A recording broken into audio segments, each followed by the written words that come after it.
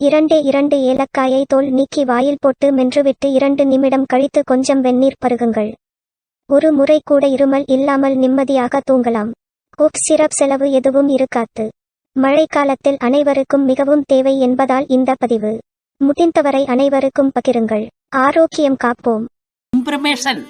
Information is wealth.